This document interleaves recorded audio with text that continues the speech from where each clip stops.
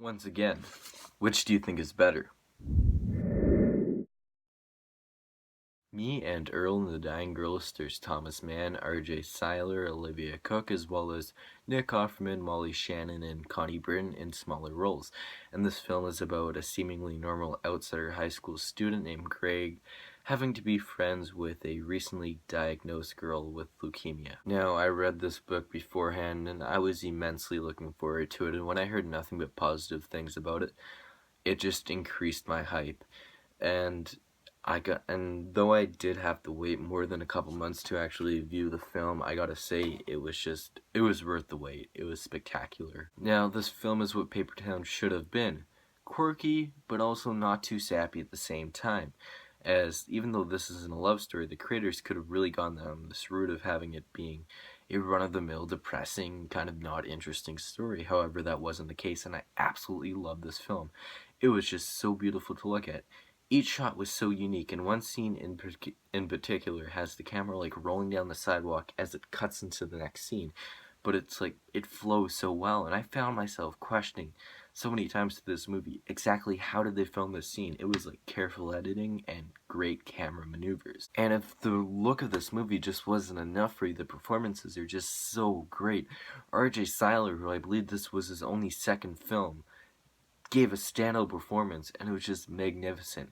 Thomas Mann, you know, the kid from like Project X, the main character, just mind blown. He handled Greg perfectly. Everybody in this film was just spot on, and it was amazing to see. I knew going into this movie that it would be walking a tightrope, and the creators took a huge risk. Either this movie would go down in flames, as Greg is a very hard character to convey to the audience, and he's not really all that likable, and he does dickish things, as well as the unique way it was shot, and, well, the story itself. I mean, it's got a lot of comedy in it, but yet it's also a depressing story, and I know that we've seen that before with like 50-50 and I guess Fault in Their Stars, but this is like a totally different beast, and you probably know what I mean if you've seen the movie or read the book. It mind boggles me actually how they managed to pull this off, and they took this risk and it paid off. And I think that's why people are so split with this movie, is that you either love it or you hate it. But I feel like the majority of the people really did love it, and so did I. This risk paid off, and I'm glad that they made this movie. As I was saying before, I was a little bit worried about Greg's characters. He isn't the most likable of guys, and I knew it was going to be a complication. However, I feel like the creators did it perfectly and honest improved the book.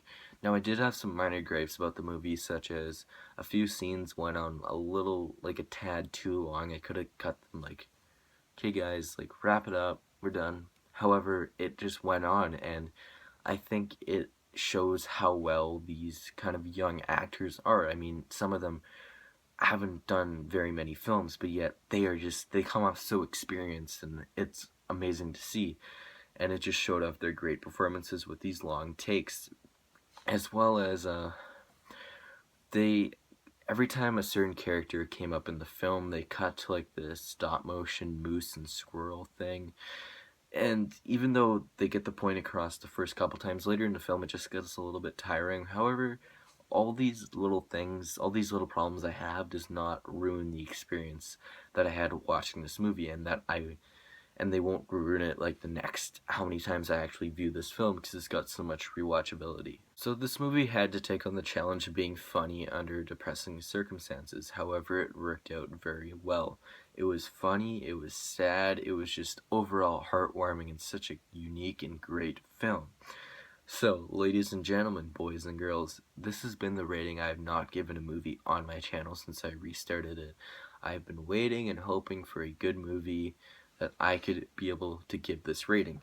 With that being said, me, Earl, and the Dying Girl gets a 10 out of 10. I can tell you that this will definitely be in my top movies of 2015, and even though I still have I still have more than a few 2015 movies to see, this will definitely give Star Wars The Force Awakens a run for its money, I can tell you that. Alright guys, this has been your favorite critic 26 with the first review of the new year. So yeah, please smack that like button if you enjoyed this video, comment what you thought of the movie down below, share it to friends, and subscribe as always. My next review will be of Jake Gyllenhaal's boxing movie Southpaw, which I have some things to say about that movie. Anyways, guys, I'll see you next time. Peace.